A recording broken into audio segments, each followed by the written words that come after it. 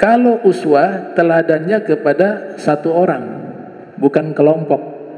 Makanya ayat itu menyatakan sungguh di dalam diri Rasul ada teladan yang baik. Diri Rasul ya Nabi Muhammad satu. Maka menggunakan kata uswah. Tapi ketika qudwah itu yang disebut hum, mereka.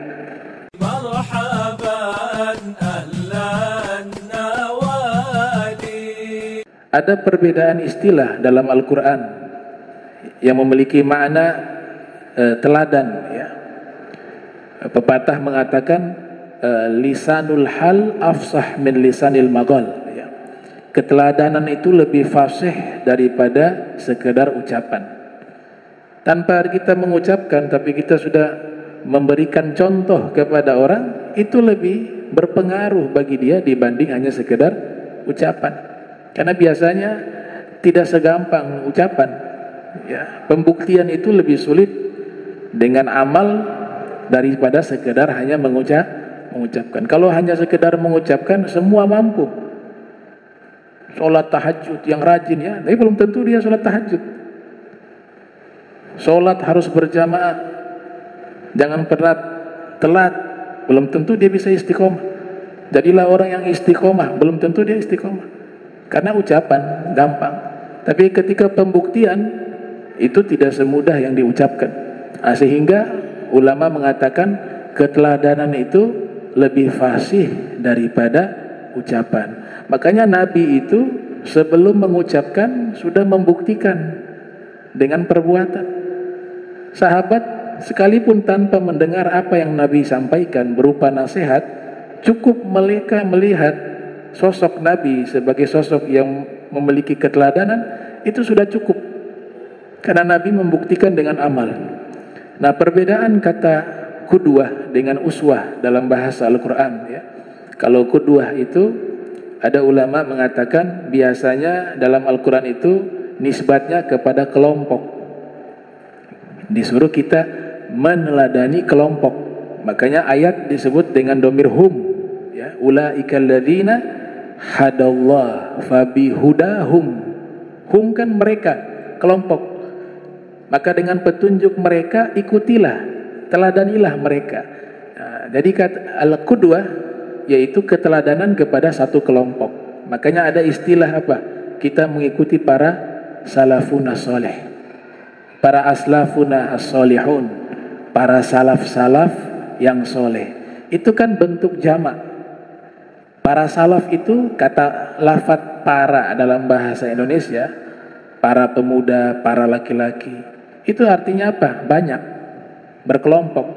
Nah, sehingga kata al-qudwah itu diartikan kita meneladani satu kelompok.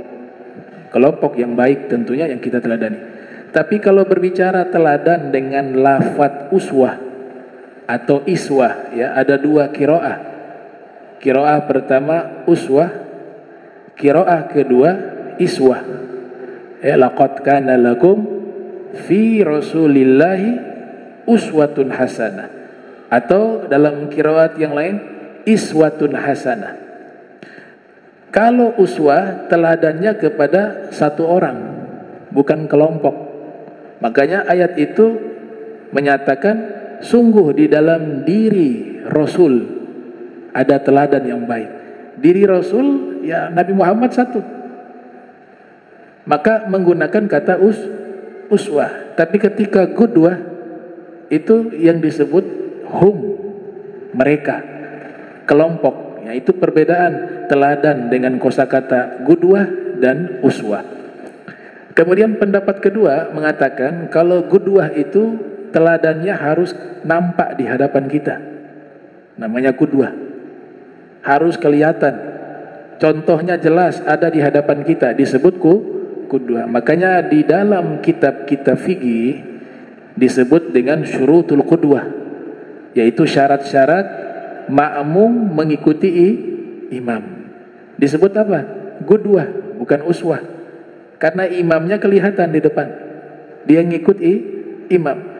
Dan qudwah bentuknya jamak karena makmum itu jumlahnya banyak, bukan hanya paling sedikitnya satu memang dalam definisi fikih. Tapi kalau ketika umumnya itu dia bisa jumlah lebih dari satu, maka disebut dengan qudwah. Kalau uswah tidak perlu ada contoh di depan, cukup kita dapat kabar.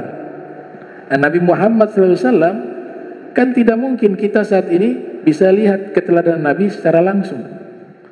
Jarak terpaut sangat jauh. Sekarang sudah berapa Hijriah? 1446 Hijriah. Itu dihitung waktu hijrahnya Nabi. 1446 Hijriah itu waktu hijrahnya Nabi. Jarak terpaut jauh. Nabi sudah berpindah ke alam barzah. Maka keteladanan Nabi tidak mungkin kita bisa saksikan secara langsung. Tapi kita dapat lewat dua cara.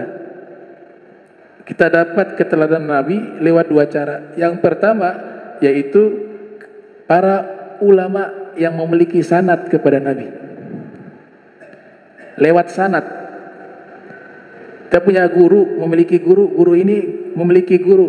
Terus sampai akhirnya sampai kepada Nabi Muhammad sallallahu alaihi wasallam. Akhlak mereka itu manifestasi dari akhlaknya Nabi Muhammad sallallahu alaihi wasallam. Kita ngikut mereka. Kenapa kita diperintahkan ngikut orang-orang soleh? Ya karena mereka itulah yang menjadi teladan perantara kepada Nabi Muhammad SAW. Jadi kalau kita ngikut mereka itu sebenarnya kita sedang mengikuti Nabi. Karena mereka juga mengikuti guru mereka yang terus bersambung puncaknya mengikuti Nabi Muhammad sallallahu alaihi wasallam. Maka itu disebut apa? Uswah. Uswah. Nanti ngikut kelompoknya namanya qudwah. Tapi dalam tanda kutip di sini yang punya sanad keilmuan, kemudian juga jelas dia mengamalkan ilmunya. Cara kedua yang bisa kita dapat keteladanan dari Nabi lewat belajar yang tertulis di dalam kitab-kitab para ulama. Kita bisa tahu akhlaknya Rasul di dalam kitab hadis. Nabi cara jalannya seperti ini, cara makannya seperti ini. Nabi ketika berbicara seperti ini, Nabi ketika duduk seperti ini. Itu semua keterangan ada di dalam kitab para ulama. Jadi kita bisa mendapatkan keteladanan kepada Nabi Muhammad SAW, meneladani Nabi lewat para ulama, dan yang kedua lewat kitab. Namun kitab juga perlu bimbingan dari para ulama. Ya, Imam Syatibi mengatakan, kana ilmu fi sudurir rijal, thumma intaqal ilal kutub wa mafatihu bi'aidir rijal. Dulu ilmu itu ada di dalam dada para ulama, kemudian dia berpindah ke kitab, namun kunci-kuncinya itu ada di tangan para ulama. Itu pernyataan Al-Imam Syatibi dalam kitabnya Al-Muwafaqat.